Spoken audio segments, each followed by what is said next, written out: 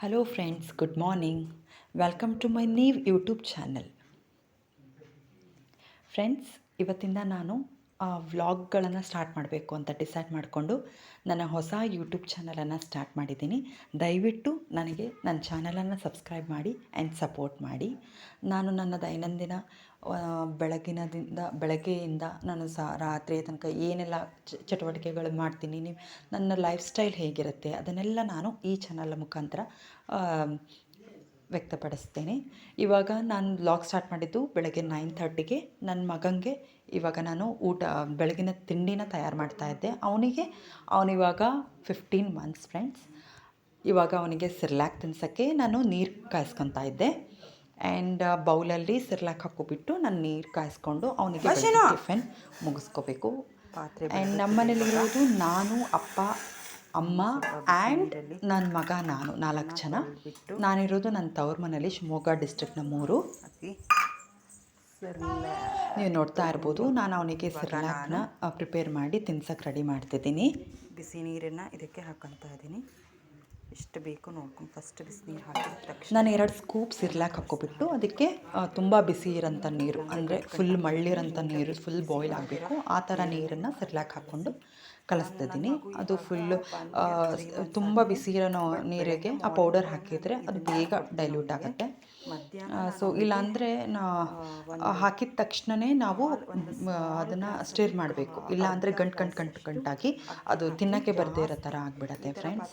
ನಾನು ಬೆಳಗ್ಗೆ ಅವನಿಗೆ ಯಾವಾಗಲೂ 15 ಮಂತ್ಸ್, ಬಟ್ ಸ್ಟಿಲ್ ನಾನು ಸಿರ್ಲ್ಯಾಕೆ ತಿನ್ನಿಸೋದು. ಅವಾಗೆಲ್ಲ ಮನೇಲಿ ಮಾಡಿರೋಂಥ ಸಿರ್ಲ್ಯಾಕೆ ತಿನ್ನಿಸ್ಬೇಕು. ಹೌದು, ಇವಾಗ ನಾವು ಮಾಡಿರ್ತಕ್ಕಂಥ ರೊಟ್ಟಿ ನಮ್ಮ ಮನೇಲೆಲ್ಲ ಅಕ್ಕಿ ರೊಟ್ಟಿ ಬೆಳಗ್ಗೆ ಎದ್ದ ತಕ್ಷಣ ಮಾಡೋದು, ಚಪಾತಿ ಮಾಡೋದು, ಅದೆಲ್ಲ ಅವ್ನ ಗಂಟ್ಲೊಳಗಡೆ ಅಷ್ಟು ಒಗೆಯೋಕ್ಕೆ ಅವನಿಗೆ ಆಗಲ್ಲ. ಗಂಟ್ಲ ಸಿಗಿಸ್ಕೊಂಡು ವ್ಯಾಕರಿಕೆ ಮಾಡಿಸ್ಕೊತಿದ್ದ. ಸೊ ಇವಾಗ ಅವನಿಗೆ 15 ಮಂತ್ಸ್ ಅಲ್ವಾ, ಅಪ್ ಟು 2 ಇಯರ್ಸ್ ತನಕ ನಾನು ಈ ಥರ ರವೆ ಗಂಜಿ ಆಗಿರ್ಬೋದು, ಇವತ್ತು ನಾನು ಸಿರ್ಲ್ಯಾಕ್ ಕೊಡ್ತಿದ್ದೀನಿ, ರವೆ ಗಂಜಿ ಆಗಿರ್ಬೋದು, ಈ ಥರದ್ದೆಲ್ಲ ಮಾಡಿ ತಿನ್ನಿಸ್ತೀನಿ ಬೆಳಗ್ಗೆ, ಮಧ್ಯಾಹ್ನ ಮತ್ತು ರಾತ್ರಿ, ಆಫ್ಟರ್ನೂನ್ ಆ್ಯಂಡ್ ನೈಟಲ್ಲಿ ಅವನಿಗೆ ಅನ್ನನೇ ಕೊಡೋದು.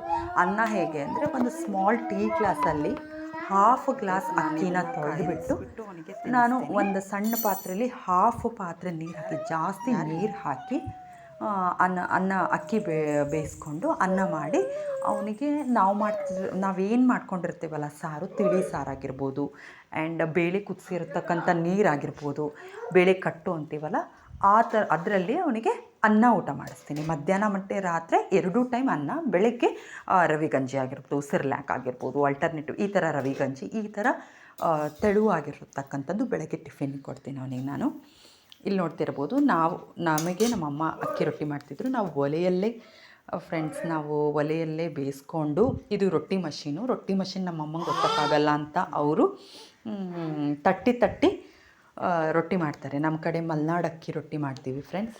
ನೀವು ನೋಡ್ತಿರ್ಬೋದು, ಇದು ನಮ್ಮ ಹಳೆಯ ಮನೆ, ಹಿತ್ತಲ ಮನೆ. ಆ್ಯಂಡ್ ನನ್ನ ಮಗನಿಗೆ ನಮ್ಮಮ್ಮ ನಮಗೆ ತಿಂಡಿ ಪ್ರಿಪೇರ್ ಮಾಡ್ತಿದ್ರು. ಆ ಟೈಮಲ್ಲಿ ನಾನು ಕಸ ಗುಡಿಸ್ಬಿಟ್ಟು ನನ್ನ ಮಗನಿಗೆ ಟಿಫಿನ್ ರೆಡಿ ಮಾಡ್ತಿದ್ದೆ ಫ್ರೆಂಡ್ಸ್. ಇವಾಗ ಊಟ ಮಾಡಿಸ್ತೀನಿ.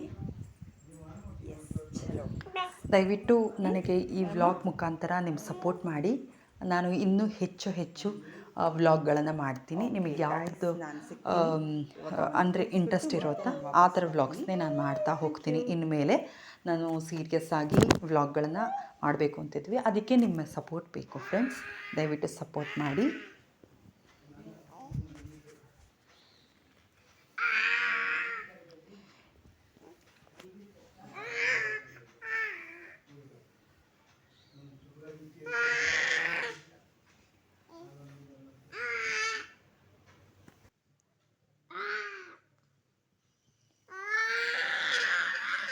ಟೈಗರ್ ಹೆಂಗೆ ಕೂಡ್ತೈತಿ ಶೇನ?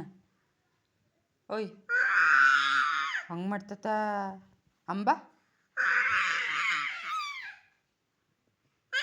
ಕ್ಯಾಟ್ ಬೆಕ್ಕು.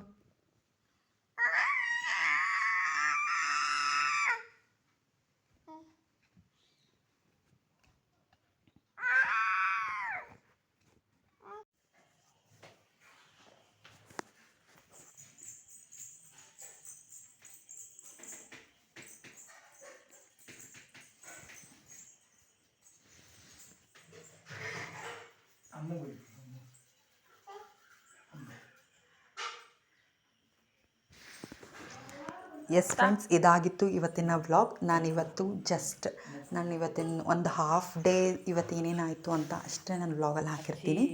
ಇನ್ಮೇಲೆ ಪ್ರತಿನಿತ್ಯ ವ್ಲಾಗ್ ಮಾಡಬೇಕು ಅಂತ ಡಿಸೈಡ್ ಮಾಡ್ಕೊಂಡಿದ್ದೀನಿ. ಅದಕ್ಕೆ ನಿಮ್ಮ ಸಪೋರ್ಟ್ ಬೇಕು.